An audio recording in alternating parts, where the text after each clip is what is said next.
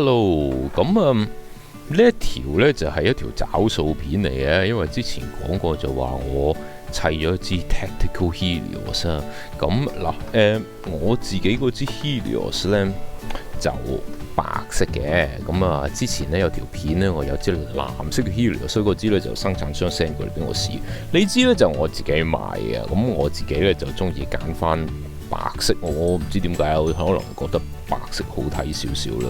嗰支咧就已經 send 翻去俾生產商啦。我自己講笑啦，呢支究竟係啲咩嚟嘅呢？因為呢，我呢個砌法呢，就用翻呢係真槍嗰個 mindset 呢，就裝咗啲好戰術嘅嘢擺喺上邊，係啦。同埋咧就好多謝大家啦，因為我發現咧就我個 YouTube channel 同埋我 Facebook page 咧都係多咗人 subscribe 同埋 follow 噶，非常之多謝大家，係我就盡量再拍多啲呢啲講 Nerf 嘅片俾大家睇啦。好啦，呢支咧就係我我講笑啦，我知 Tactical Helios 啦。呢個砌法咧其實就有好多以前咧我玩氣槍嗰個年代咧跟落嚟嘅自己少少執着呢，就係瞄準鏡呢，係一定要用真槍瞄準鏡。好啦，你之前如果有睇我嗰啲片嘅朋友呢，就會發現呢，其實呢Nerf 自己本身呢就有出佢自己一個咁嘅紅點嘅瞄準鏡嘅。我有好多紅點鏡，我都自己買過翻嚟試過。呢個呢，亦都係我自己買翻嚟做實驗啦，200蚊左右呢，就一個係貨可以睇睇個 marking 呢度。有 rifle 個 marking， 呢個係 rifle 嘅紅點鏡。點樣開嘅呢？呢度有個入完電落去呢，佢用2粒嘅3A 電啦。跟住呢度呢，有個開關掣，得開同埋閂嘅啫。開咗之後呢，就會有個紅點噶啦。呢個紅點呢，就呢度有個撥嘅地方啦，呢個位呢，呢個呢，就係校個紅點呢高低嘅。OK，就有幾格校啦，大概有5格左右啦。佢呢就冇得左右咁瞄嘅。同埋呢，佢個紅點呢係一個開放式嘅設計咧，同埋呢都幾光啊。玩具嘛，玩具不要要求太高啦。佢呢度呢就有粒紅色嘅 LED 呢，就照落一塊平面嘅反光膠片上邊。個膠片呢一邊呢就有少少黑度啊，你大概可以就到個高低。就根據你射嗰個射程或者你中意瞄嗰個位呢，你 zero 呢就可以用呢個嚟拍拍啦。淨係得上同下啫，就冇左同右嘅。當玩具玩200蚊樓下呢嚿嘢呢係絕對冇問題嘅。但係呢，如果你想講準呢，就不要求太高啦。有興趣可以睇翻我睇下可唔可以整喺呢一度啦。有興趣可以睇翻我之前呢藍色 Helios 嗰條片呢，我就有擺過呢支上支槍嗰度。而家呢，我就裝唔到上去我支 Helios 嗰度啦。點解呢？因為呢，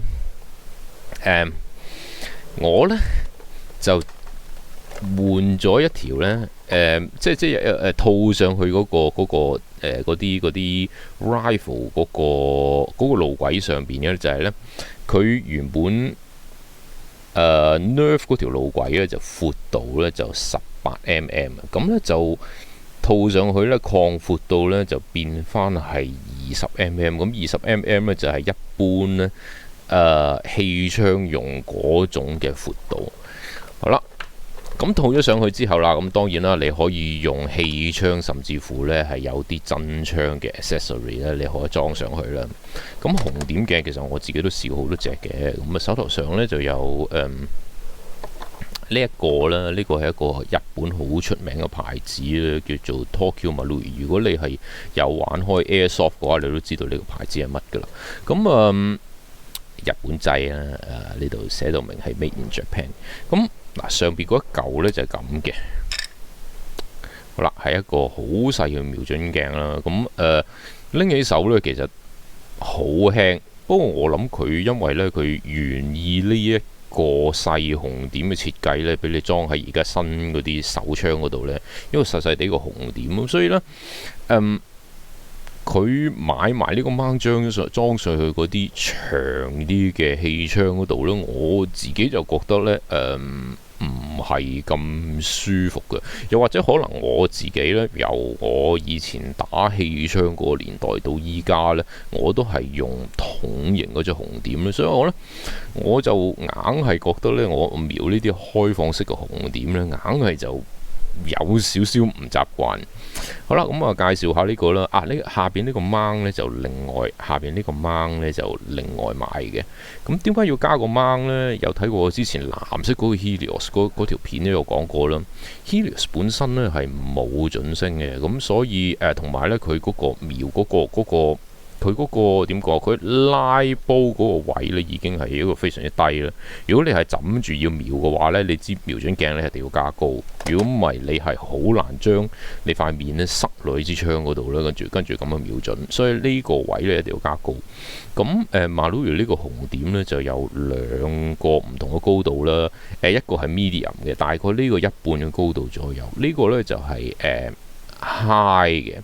裝上去之後呢，就我覺得呢一個高度呢係啱 Helios 用，咁個 feature 呢就會好過Nerf 嗰個紅點少少。咁呢一個 Nerf 嘅紅點呢，就大概$200左右咯。咁呢一個上邊嗰一 part 呢，買嘅呢就大概係香港$400零左右咯。咁掹下邊呢度呢就$100零，咁一 set 就已經有晒兩個高度噶啦。你可以買翻嚟自己試邊種高度啱。咁有兩種光度嘅，呢度有個拍拍掣前後咁樣喐啦。咁一般嚟講用呢，如果唔係室外陽光好猛烈嘅話，其實撈都夠噶啦。呢個掣咧，我自己就覺得比較實。咁開咗之後呢，就我睇下盡量就一就係啦，就大概係咁樣嘅一個紅點仔咁嘅樣啦。咁佢同樣呢都係開放式嘅設計啦。前邊呢，嗰粒 LED 就細啲，所以咧就難啲睇到前邊有一小點嘅光點，即係都有，但係咧就唔係咁明顯嘅。OK， 好，咁樣呢，佢呢就呢個位呢，就用個六角匙呢就可以校 zero 個左右啦，上邊呢就可以 zero 嗰個上下。咁嘅樣，咁一般20mm 嘅路軌呢，就用呢個六角匙呢，就可以扭到上去嗰個20mm 嘅路軌上邊噶啦。咁呢一個 package 夾埋呢，就大概係$500零左右。咁其實呢個紅點呢，如果以玩具嚟講呢，其實做得唔錯。特別係呢，雖然有啲人呢就唔中意佢係膠噶啦，咁但係呢，我就反而冇乜問題嘅，因為我就中意佢夠輕。咁買翻嚟試嘅時候呢，我都覺得係 OK 嘅，打得幾準嘅。咁唯一嘅問題就係，可能我自己唔係咁習慣開放式紅點啦，因為而家好多譬如話Trijicon 啦、RMR 啊，同埋以前嘅 Docter 呢，都係咁嘅設計。咁其實好多人用手槍嗰啲呢，用呢隻設計嘅紅點係冇問題。可能呢個只係我自己個人嘅問題嚟嘅啫。咁手頭上有幾隻紅點喺度啦。我之前都有話過咁不如會唔會連埋我支 Tactical Helios 一齊講呢？好啦，呢個就係 Nerf 自己嗰個啦。咁如果你係唔想煩嘅，唔想換路軌嘅話，呢個呢就你係可以話係你唯一嘅選擇嚟。裝上去支槍之後呢，就睇翻我藍色嗰個 Helios 嗰條片呢，就有講呢一個噶啦。另外呢，就呢一個呢，我覺得喺你嗰個 budget 有限制，而你想去打得準啲，同埋睇落去都 OK 有型嘅話呢，其實我都幾推薦呢Marui呢個。咁據我所知，就氣槍呢喺香港或者而家好多唔同嘅 channel 呢，你買到啲氣槍個紅點，其實$100零$200呢都已經有個幾好嘅質素。反而呢，你要注意就係個紅點離路軌之間個高度，睇下啱唔啱你支槍用。譬如話，如果係 Helios 呢一類呢，個面枕喺度，但係前邊係冇嘢凸起嘅話呢，你唯一可以做嘅咧就係咧，你呢個鏡嘅掹咧要加高，令到咧你瞄嘅時候咧，眼同埋你嗰個枕住個腮個位咧係一個舒服嘅狀態啦。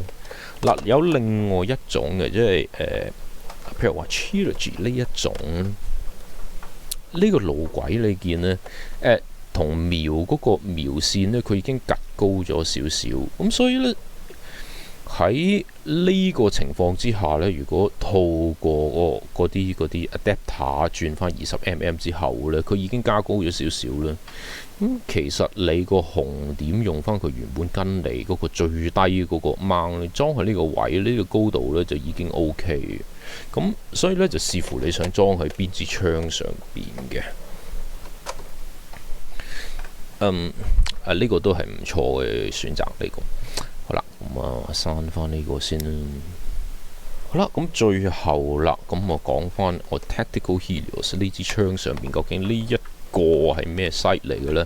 咁其實咧好多人都覺得我條友都傻嘅。咁其實呢一個咧係真槍 Aimpoint Micro T2 嚟嘅。咁呢個係真係裝得上去真槍嘅紅點鏡咧。咁同埋下邊呢一個掹個咩嚟呢？ Aimpoint 就唔係跟呢個 Aimpoint 原本嚟嘅時候就唔係跟呢個掹嘅。呢個希望我冇讀錯牌子嘅名，呢個應該係叫 Scalar Works 啊。咁就係一個通窿嘅輕量化鋁嘅掹嚟，咁同埋呢就有一個快拆嘅螺絲喺呢個位。咁你 zero 咗之後呢，你甩佢出嚟呢就非常之容易嘅。咁我整翻開我電筒呢一條嘢先啦。好啦，咁扭呢一個螺絲呢，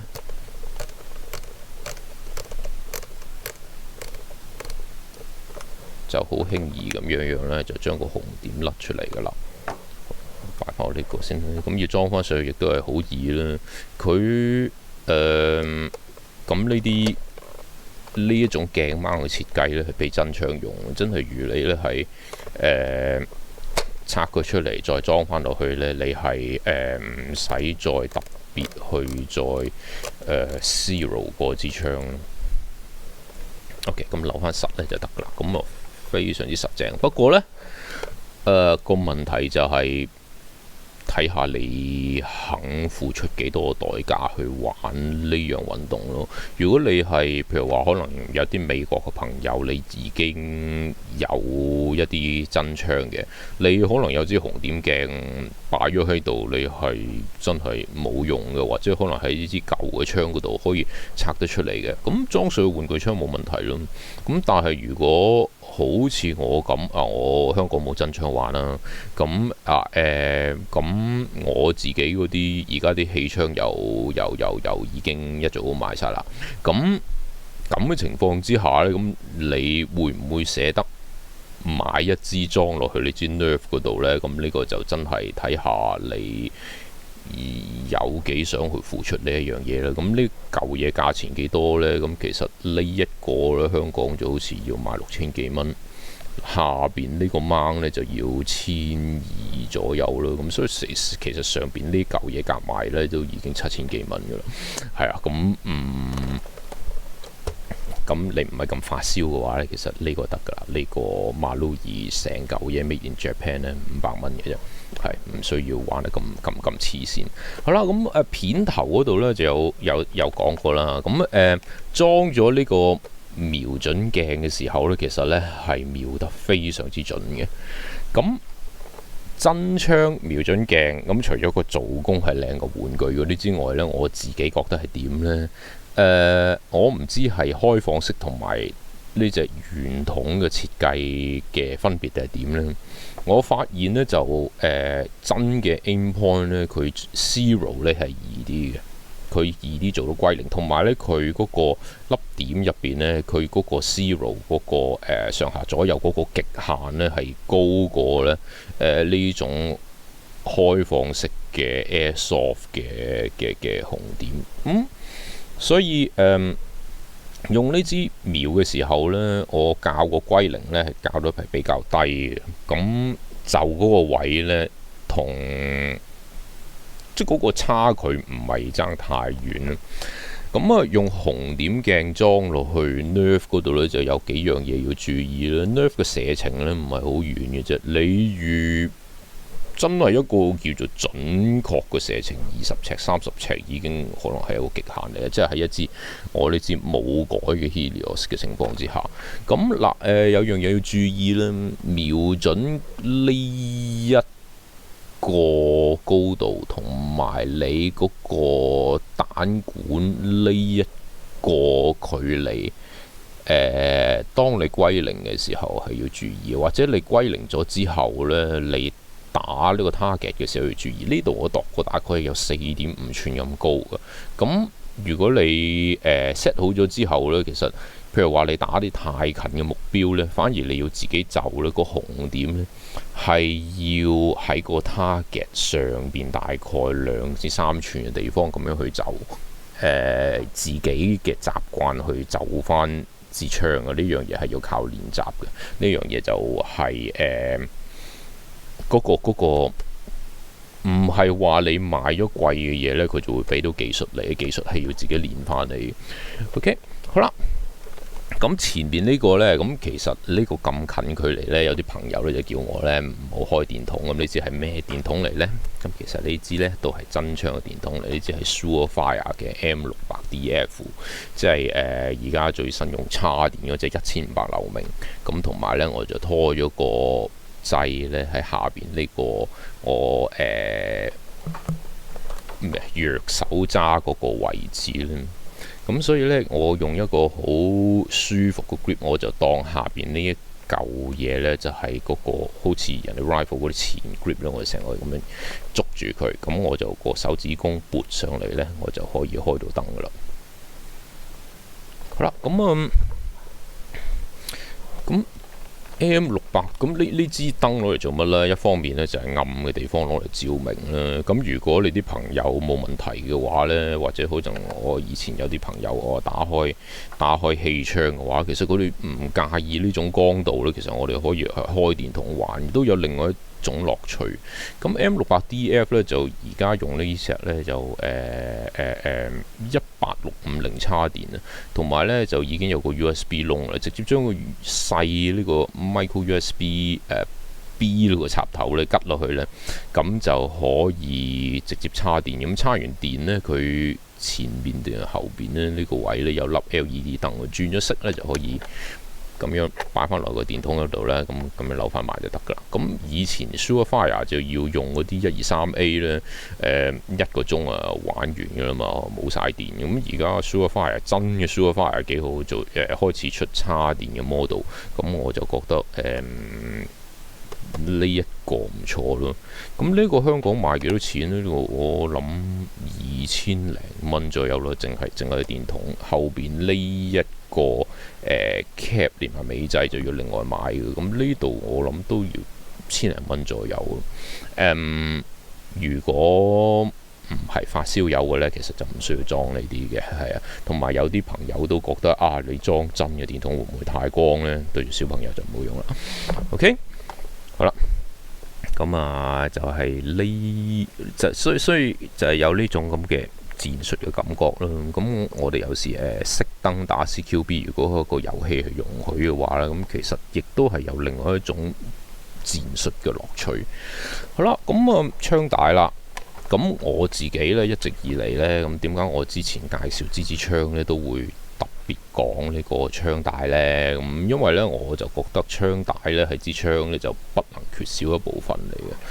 我點解我只會咁認為呢？因為槍帶呢係令到容許嗰個操控者呢係可以騰空兩隻手出嚟做其他嘢。你搞佢啲彈夾又得，你可能推一推門啊，或者可能走去執嘢。咁同埋以前我學嗰個一啲戰術訓練嘅時候呢，第一樣嘢就教我哋呢，永遠槍係掛喺身嗰度嘅，因為如果喺唔知情嘅情況之下，你啲槍係放咗喺台面，跟住呢就俾第二個人攞咗去，或者喺唔知乜嘢嘅情況之下，可能下一個人攞咗，咁佢又唔知道你上咗彈未咧，咁其實係一個非常之危險嘅情況嚟。所以永遠呢，有啲人喺嗰、同我打 nerf 嗰啲，呢個係一個習慣嚟嘅，即係永遠槍呢，我一定係掛喺自己個身嗰度，永遠係黐住個身嘅。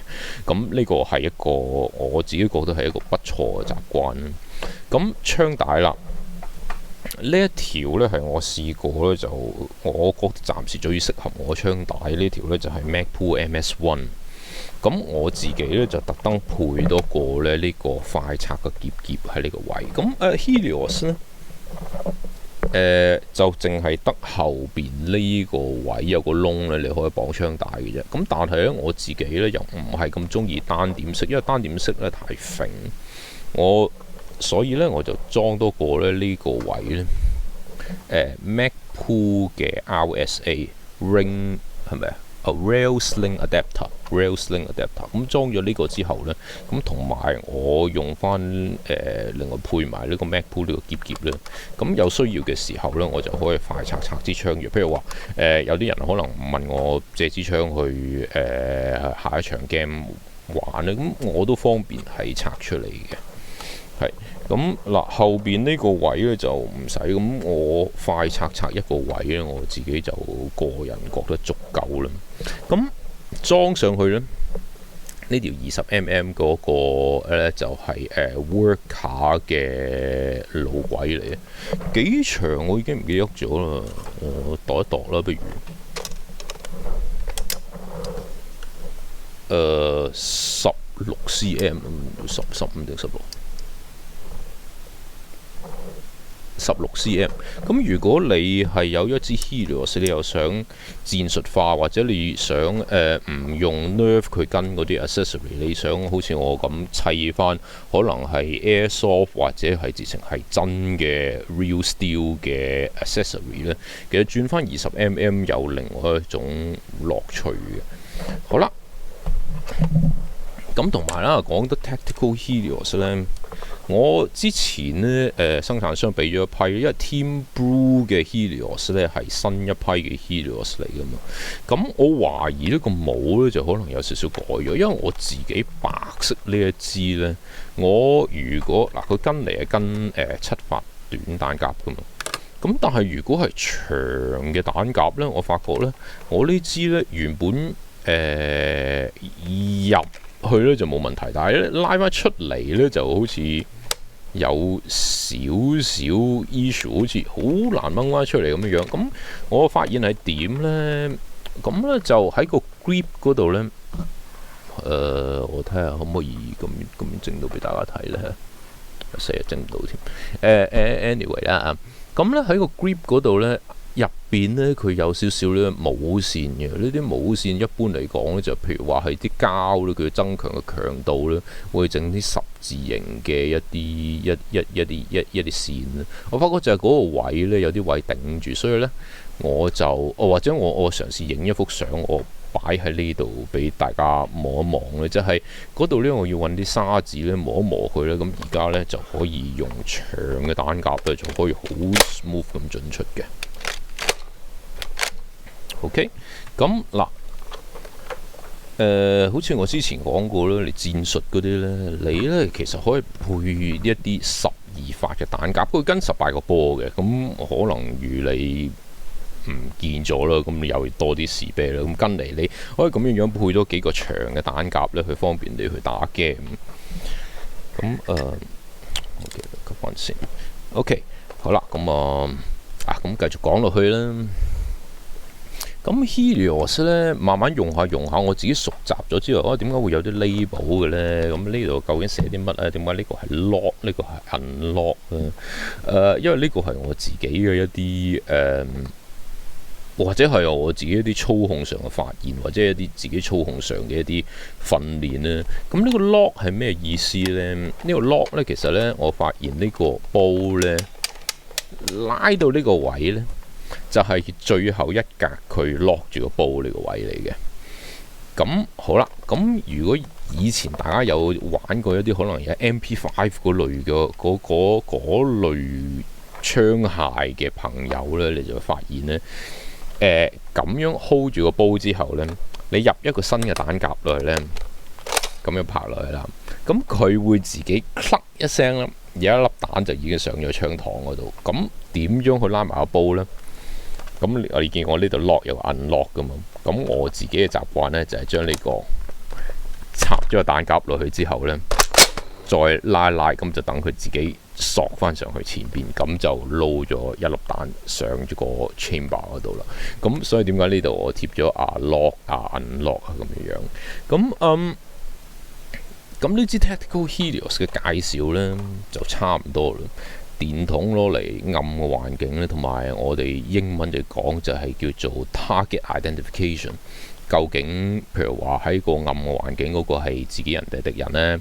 喺個暗嘅環境嗰個人係雙手係空嘅，定係佢揸住武器呢？咁喺暗嘅環境一定要睇清楚，你先至好射咯。如果咪有可能呢，如果譬如話打我哋啲 nerf game， 有可能就 friendly fire 啦。